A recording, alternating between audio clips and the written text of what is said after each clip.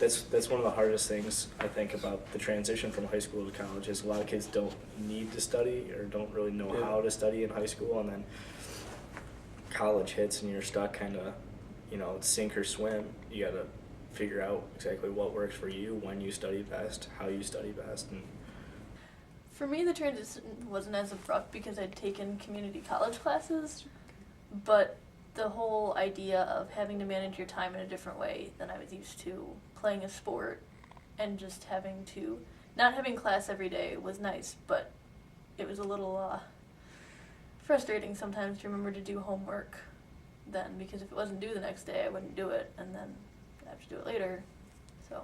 Different. I'd have to say that the teachers in high school are more lenient. In college, they expect you to know how to be a student, know how to study, know how to ask for help. In the classroom, in these English classrooms, the course was not a lecture as it had been in high school. It was a discussion. It was a conversation with a colleague, as opposed to a lesson from a teacher, and that was a really weird thing. Classes are harder because they expect you to have some knowledge coming into the subject, usually, unless it's like a 100 level course, but you can take a 300 level course before taking the 100 level course, and the teacher expects you to know everything coming into the course. So in high school you get served information from the very fundamentals first, and then they kind of build upon that.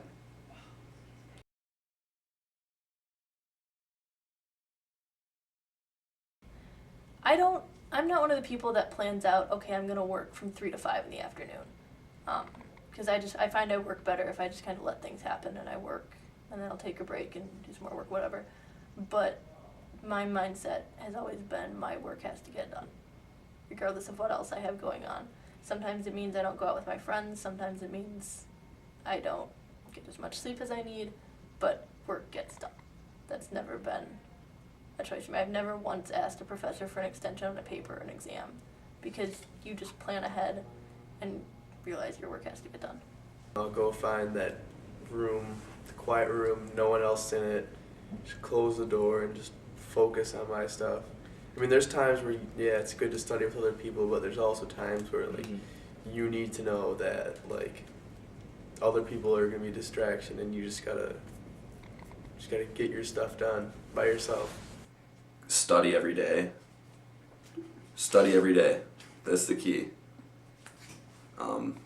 It's easier to, like, go to class, then get out of class and study maybe for an hour, and you'll remember that information longer than picking up your work on Sunday evening before the start of the next week, trying to remember what happened in class 4 days ago.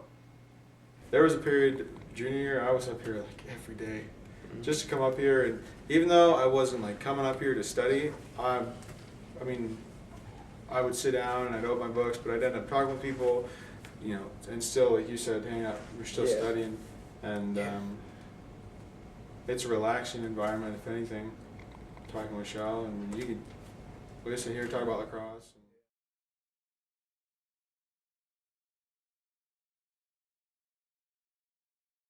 Yeah, well, in the beginning, coming to college, I was a little intimidated by calling all my professors Dr. So-and-so, just that title is a little separating because they have so much more information and they know so much more about the subject than you do. So, I mean, you have to talk to the professors here. There's only 20 students in a class, so it's like a high school size class, and you want them to know your name, and you want them to know your name, and you want to know their name. There's a lot of students here that don't know their professor's name. Yeah, believe it or not. No, go talk to your professors. That was my biggest regret as a freshman, was that I didn't talk to one of my English professors nearly as much as I should have.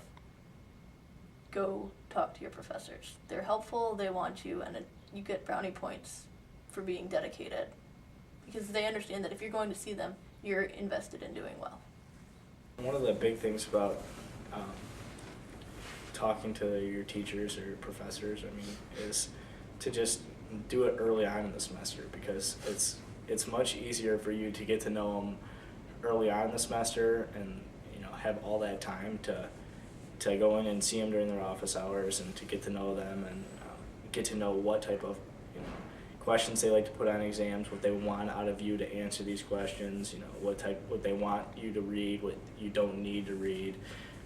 You gotta find those things out. I spent time with some really fantastic English professors that we have here, and I wanted to, and that was the first time when I had these models for what I wanted to do with my life, and they were these really great mentors who gave me all kinds of wonderful ideas, reshaped how I read, reshaped how I think about writing, and sort of made me into this person who loves words and composing written work and reading great works more so than I thought I had before. Even if they aren't relevant to your area of study at all, first of all, they're just fun people. And second of all, there's things like internships, jobs, networking, all sorts of things you can learn from them. I mean, using their office hours, they really enjoy it because it's like They get lonely in there. They have to be there for a couple hours, so they can sit in there on their computer and check their email over and over again, or they can, you know, get to know somebody and, you know, help them out and talk about stuff that they like to know.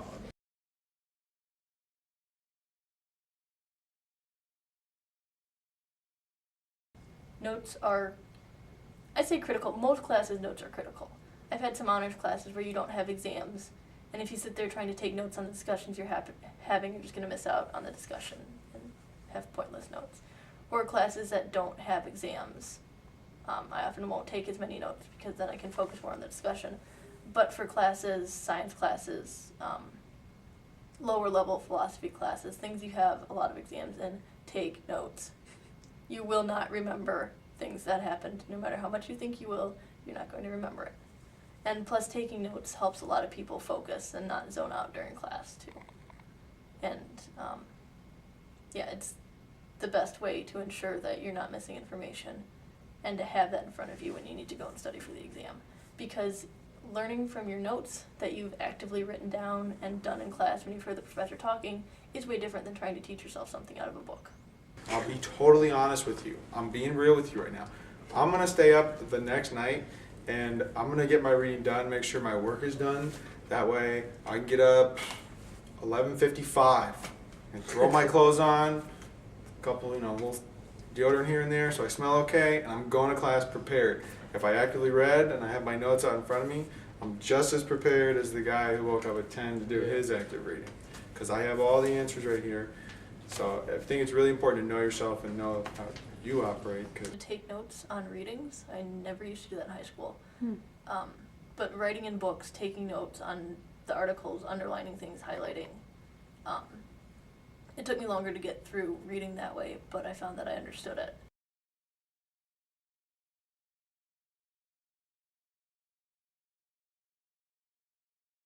Freshman year, for me at least, it was like reading. Nope, I'm good. Yeah, books. Don't buy the books. No, books? What are books? What are textbooks? Hey, how much did you spend on textbooks? 0. How much did you spend? And it was like, no, it was, you know, they would assign like just a quick glance at the schedule and it'd be like, oh, read, you know, these 5 chapters, and it's like, no, I'm good.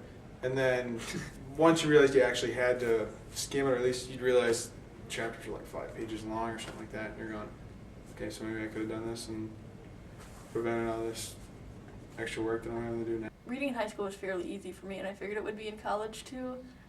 Not so much. How so? It was just a lot more dense, and there was a lot more of it. And I'd have to read it on a deeper level than I did in high school, so it took longer.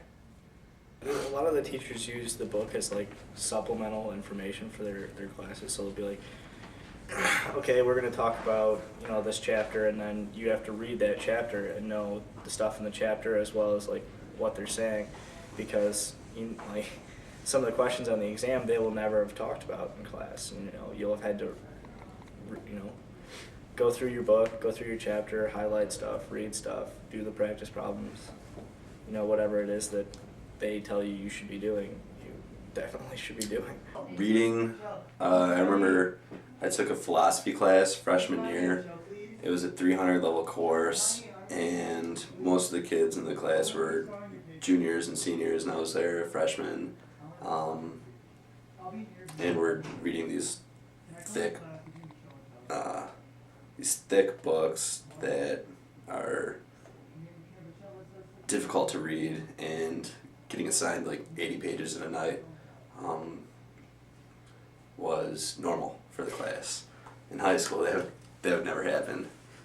So that was a surprise coming in. But definitely with like the higher level bio and chem courses, like you need to do that, otherwise lecture is worthless because the teacher will be saying something and you don't even know what that word is, or like what this theory is that they're talking about. And if you just like would have skimmed it, like looked at the diagrams, looked at the definitions, like if that's all you had time to do, and then he just gives you that extra edge in class, and like when you hear it the second time, it just makes sense. Make a plan. The one thing that students should do is make a plan. You need to have an end goal, otherwise you're just working towards nothing. So have a career path in mind, or maybe some sort of graduate school, anything, just a goal.